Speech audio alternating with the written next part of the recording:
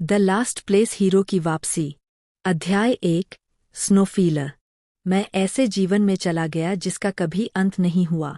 एक बर्फ से ढकी बंजर भूमि मेरे सामने लंबे आसमान पर चिह्न के रूप में फैली हुई थी, जो मेरे मार्ग को चिह्नित करती थी, जो एक शुद्ध सफ़ेद कैनवास के खिलाफ काले स्ट्रोक की याद दिलाती थी। मैं जोर से हाँफने लगा, मेरी हर सांस मेरे गले के बिल्कुल किनारे तक उठ रही थी। मैं लड़खड़ाते हुए आगे बढ़ रहा था, हड्डियों को कंपा देने वाली ठंड में हर कदम डगमगा रहा था, जिससे मेरे फेफड़ों के ठोस रूप से जमने का खतरा था। प्रचंड बर्फीले तूफान के परे दूर तक एक फीकी लौ टिमटिमा रही थी। एच ने इसे पाया, मैंने कमजोर ढंग से हाँफते हुए कहा। जब से मैंने पहली बार आदिम ज्वाला की खोज शुरू की थी तब से कितना समय हो गया है? सैकड़ों वर्ष, हजारों, शायद दसियों हजार भी। मैंने बहुत पहले ही गिनती खो दी थी। समय ने बहुत पहले ही अपना अर्थ खो दिया था। यादें मेरे दिमाग में कौंध गई। मेरे दिमाग में स्मृतियां कौंध गई इस शापित अमर शरीर को दुनिया के एक छोर से दूसरे छोर तक घसीटते हुए, महाद्वीप को खंगालते हुए बिताया गया अनंत काल। पहली बार मुझे एहसास हुआ कि मैं मर नहीं सकता। एक हीरो कैडेट के रूप में अपने तीसरे वर्ष के दौरान, एक फीट प्रशिक्षण अभ्यास के दौरान, एक शैतानी राक्षस झाड़ियों से मुझ पर झपटा था और उसने अपने नुकीले दांत मेरे दांतों में गड़ा दिए थे। इसे फाड़कर अलग कर देना। मुझे अच्छी तरह याद है कि कैसे मेरा कटा हुआ सिर जमीन से टकराया और लुढ़क गया। तब मैं बस यही सोच सका, खैर, मुझे लगता है कि बस इतना ही। मैंने कितना घटिया जीवन जिया। लेकिन फिर अप्रत्याशित रूप से मैं जीवन में वापस आ गया। ऐसे ही, मैं मरा नहीं। कुछ बिंदु पर मेरा सिर फिर से मेरे शरीर से जुड़ गया। मेरा पफटा हुआ मांस वापस जुड़ गया, जैसे कि कभी कुछ हुआ ही न हो। तब मुझे पहली बार इस बात का एहसास हुआ, अब मौत भी मेरे वश में नहीं थी। खैर, पीछे मुड़कर देखने पर मैं गलत नहीं था। क्या मैं गलत था? हीरो अकादमी से अंतिम स्नातक की उपाधि प्राप्त की।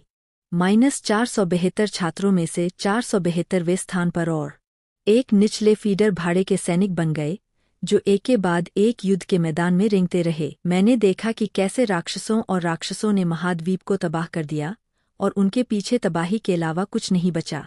मैं साम्राज्य के नायकों और गणतंत्र के नायकों के बीच युद्ध से बच गया। उस युग से गुजरा जब रात की चुड़ैल ने आधी दुनिया को जमी हुई बंजर भूमि में बदल दिया था, और अंतिम 5 नायकों में खड़ा था मानवता की अंतिम आशा, हमारे आखिरी हिताश युद्ध में दानव भगवान से लड़ना। और जब दानव भगवान ने जीवन को समाप्त करने का फैसला किया, तो एक मरते हुए अभिशाप को जन्म दिया जिसने पूरी मानव जाति को नष्ट कर दिया। केवल मैं ही जीवित था, इस मनहूस अस्तित्व की जंजीरों में जकड़ा हुआ। मैंने अपनी जंजीरों को पकड़ने की कोशिश की और मुक्त होने के लिए संघर्ष किया, लेकिन मैं बच गया। लेकिन अब यह अंत है, धीरे से कहा। मैंने उस टिरमटिमाती लौ की ओर कदम बढ़ाया जो तूफान में निडरता से जल रही थी। ऐसा कहा जाता है कि आदिम ज्वाला ने एक बार सृष्टि के वृक्ष में आग लगा दी थी, वही चीज जिसने इस दुनिया को आकार दिया और 7 देवताओं को जन्म दिया। एक पल में मूल स्थिति। इस स्थिति से बहुत परिचित होने के कारण मैंने बिना पलक झपकाए अपनी तलवार खोल दी। मैंने तेज बीले तूफान को एक ही झटके में काट डाला। न तो कोई आभा फूटी और न ही कोई गगनभेदी विस्फोट हुआ जिसने धरती को हिला दिया।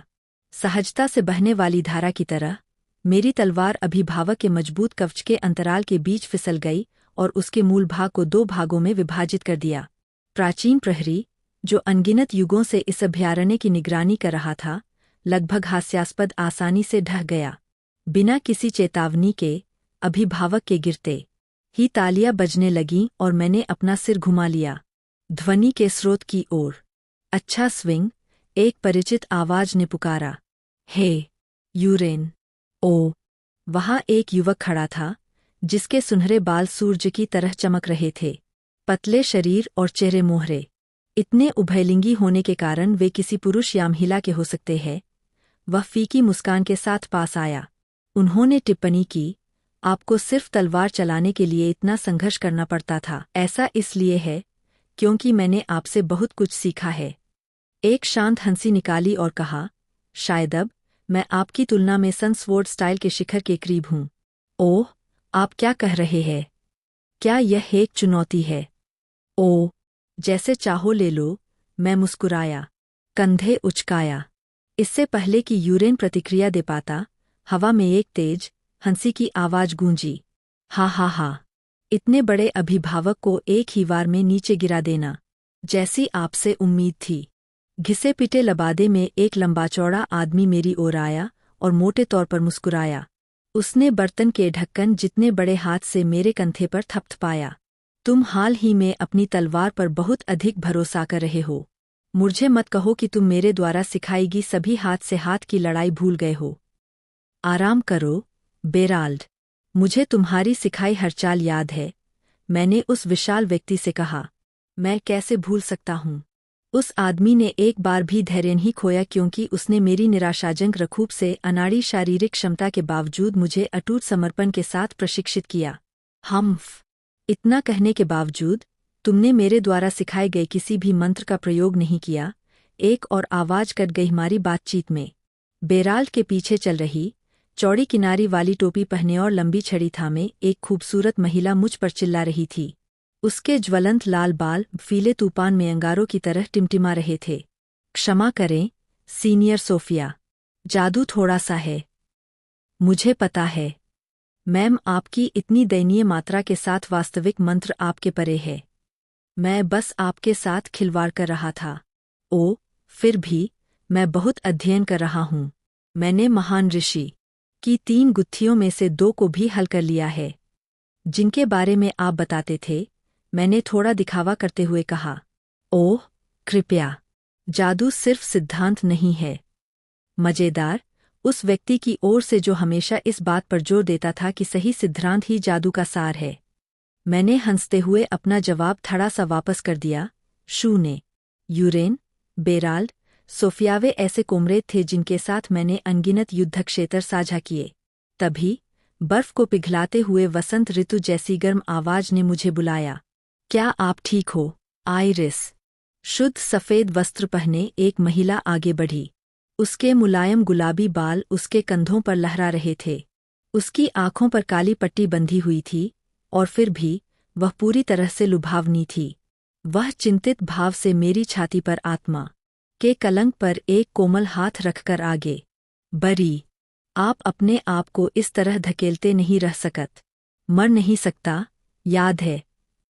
लेकिन तुम्हें अब भी दर्द महसूस होता है। वह हमेशा यही कहती थी। जब भी वह यह कहती, उसकी भी दुहक भरी अभिव्यक्ति होती। जवाब देने के बजाय मैंने उसे अपने पास खींच लिया और अपने होंठ उसके होंठों से चिपका दिए। हाँ, आप मुझे जवाब देने से बचने के लिए हमेशा ऐसा करते हैं। जब उसने मुझे डांटा तो उसके गाल पके आड़ू की तरह लाल हो गए। वह घबरा गई।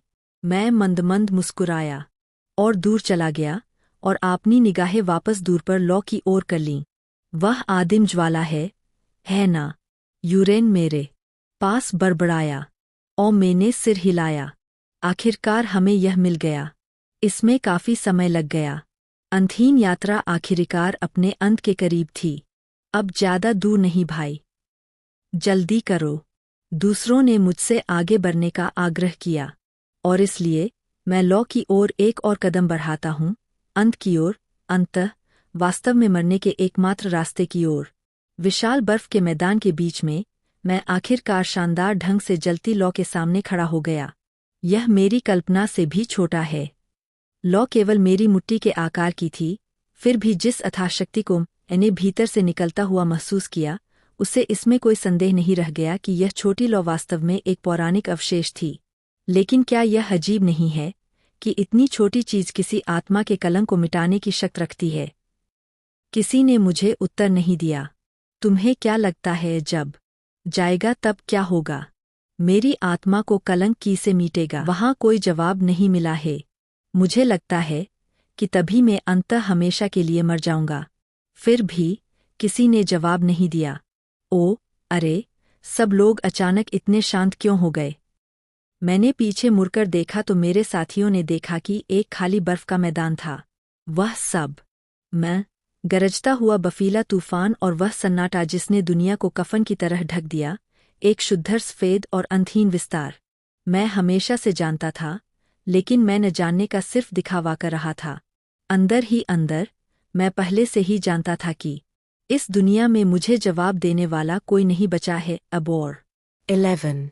हाँ, जब मैं पास की एक चट्टान पर बैठ गया तो मेरे होठों से एक सूखी हंसी निकल गई और अपनी पीठ पर लादे हुए गट्टर को नीचे रखते हुए ऐसा लगा जैसे अनंत काल के लिए, अनगिनत वर्षों तक, इतने लंबे समय तक कि मेरी आत्मा भी कमजोर हो गई थी, ये मेरे सबसे अनमोल खजाने थे। यूरेन। मैंने एक पुरानी, घिसी हुई तलवार निकाली और उसे जमीन में गाड़ दिया। आप महानतम नायक और तलवारबाज थे। कभी पता था। उनके द्वारा मुझे सिखाए गए साहस के कारण ही मैं यहाँ तक पहुँच पाया। बेराल्ड। इसके बाद मैंने एक फटा हुआ वस्त्र जमीन पर रख दिया। पहले मुझे लगा कि आप पागल है, आपने मैच डिवीजन से स्नातक किया है, लेकिन जादू का इस्तेमाल करते थे, सिर्फ मुक्के मारते थे। लेकिन आप सही थे। हाथ से हाथ की लड़ाई के शिखर तक पहुँचने के लिए किसी को जादू भी समझना चाहिए। उन्होंने मुझे जो दृढ़ता सिखाई, उसके कारण ही मैं यहाँ तक पहुँच पाया। वरिष्ठ सोफिया। एक टूटा हुआ स्टाफ बिछाया। मुझे खेद है कि मैं उस जादू का उपयोग कभी नहीं कर सका जिसे आपने मुझे सिखाने के लिए इतनी मेहनत की है। यह उसके द्वारा मुझे सिखाई गई बुद्धिमत्ता के कारण था कि मैं यहाँ तक पहुँच पाया। और अंत में मेरी प्यारी आइरिस। जैसे ही मैंने अपने बंडल में बची आखिरी वस्तु, एक काली आंखों पर पट्टी बांधी, मेरी उंगलियां कांपने लगीं। एक ऐसी छाप जो कभी नहीं मिटेगी। मुझे अभी भी उसके होठों की गर्माहट और उसका स्पर्श महसूस करने का तरीका याद है। धन्यवाद मेरे जैसे किसी को प्यार करने के लिए। यह उसके प्यार की वजह से ही था कि मैं यहाँ तक पहुँच सका। मैंने धीरे से सांस छोड़ी। थधकती लौ को दोनों हाथों में लेकर मैंने धीरे धीरे उसे अपनी छाती पर अंकित आत्मकलंक की ओर उठाया। चुपचाप मुझे उन लोगों के चेहरे याद आए जो उस दुनिया में मेरा एकमात्र परिवार बन गए थे, जहां मुझे अपने माता पिता के चेहरे भी याद नहीं थे। एक मित्र, किसी से भी अधिक साहसी, एक भाई, अतुलनीय रूप से दृढ़, एक गुरु, बाकियों से अधिक बुद्धिमान, और एक प्रेमी, सबसे दयालु।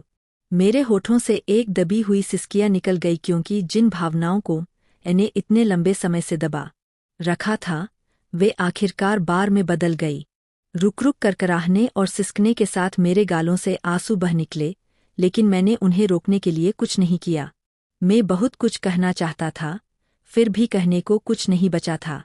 इस बर्फ के मैदान में जहां कोई सुनने वाला नहीं रहा, केवल एक अकेले आदमी की करुण पुकार गिरती बर्फ में बह गई। तेज आवाज के साथ आग की लपटें भड़क उठी और उन्होंने आत्मा के कलंक को भस्म कर दिया, मेरे शरीर में थंस गई। डेल हान, मेरे कान में एक कर्कश आवाज गूंजी। क्या हो रहा है? मेरा नाम कीन पुकार रहा है। तुम्हें कुछ घबराहट हो रही है? मेरी कक्षा में सो रहे हो? वाह! मैंने हवा के फटने की आवाज सुनी, जैसे एक विशाल हाथ, बर्तन के ढक्कन जितना बड़ा, मेरी ओर झूल रहा था। इससे पहले कि मेरा दिमाग इसे संसाधित कर पाता, मेरा शरीर पहले चला गया। स्मैक। हे! तो गाइस, मिलते हैं अगले एपिसोड में। चैनल सब्सक्राइब और वीडियो को लाइक करना ना भूले।